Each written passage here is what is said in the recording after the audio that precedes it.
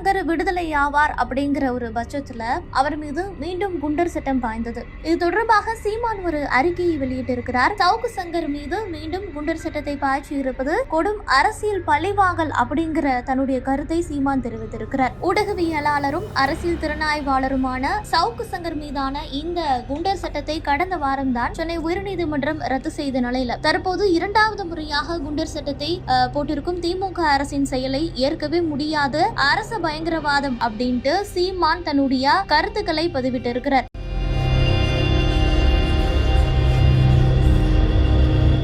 காவலர்களை அவதூறாக பேசிய வழக்குல தேனியில் இருந்த சவுக்கு சங்கரை போலீசார் கைது செய்ய சென்ற போது அவரிடம் கஞ்சா இருந்ததாக கூறப்பட்டது. இது தொடர்பாக தேனி போலீசார் தனியாக வழக்கு பதிவு செய்து கஞ்சா வழக்கிலும் சவுக்கு சங்கரை கைது செய்த நிலையில அவர் மீது குண்டர் சட்டம் பாய்ந்திருக்கிறது. சவுக்கு சங்கர் பெண் காவலர்கள் குறித்து சர்ச்சைக்குரிய வகையில கருத்து தெரிவித்திருந்தார். இது தொடர்பாக மேலும் கோவை மாநகர சைபர் கிரைம் காவல்துறையினர் வழக்கு பதிவு செய்தார்கள். இது மட்டுமல்ல, சவுக்கு சங்கர் மீது தகாத வார்த்தையில் பேசுதல், பெண்கள் குறித்து அவதூறாக பேசுதல் உள்ளிட்ட பல்வேறு வழக்குகள் பதிவு செய்யப்பட்டது. மேலும் அவர் மீது கஞ்சா வழக்கு, பெண் காவலர்கள் அளித்த புகாரின் பேரில் தமிழகத்துல பல்வேறு பகுதிகளில் 5க்கும் மேற்பட்ட வழக்குகளுமே பதிவாகின. இதன் பிறகு சவுக்கு சங்கர் குண்டர் தடுப்பு சட்டத்தில் கைது செய்யப்பட்டார். இந்த நிலையில சவுக்கு சங்கர் குண்டர் தடுப்பு சட்டத்தில் கைது செய்யப்பட்டதை எதிர்த்து அவருடைய தாயார் சென்னை உயர்நீதிமன்றத்தில் ஆட்கொணர்வு மனு தாக்கல் செய்தார். இந்த வழக்கினை விசாரித்த சென்னை உயர்நீதிமன்ற நீதிபதிகள் சவுக்கு சங்கரை குண்டர் தடுப்பு சட்டத்தில் சிறையில் அடைத்த உத்தரவை ரத்து செய்து தீர்ப்பளித்தார்கள். அதன் பிறகு பல்வேறு வழக்குகளிலிருந்து நீதிமன்றங்கள் அவருக்கு ஜாமீன் வழங்கியது. இதன் பிறகு அவர் விடுதலை செய்யப்படுவார் என்று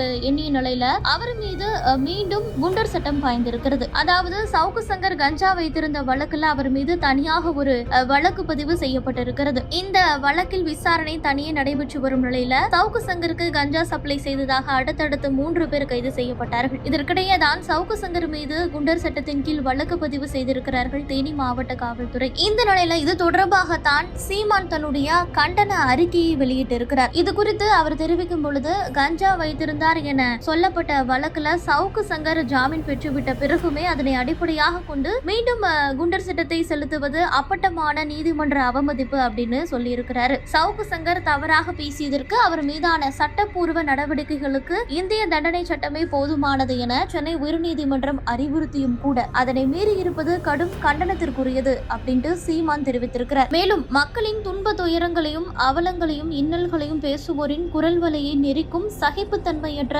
அரசின் அடாவடித்தனங்களுக்கும் அட்டூழிய போக்குகளுக்கும் மக்கள் முடிவுரை எழுதும் நாள் வெகு தொலைவில் இல்லை என கூறி எச்சரிக்கிறேன் அப்படின்னு சீமான் கடும் கண்டனத்தை தெரிவித்திருக்கிறார்.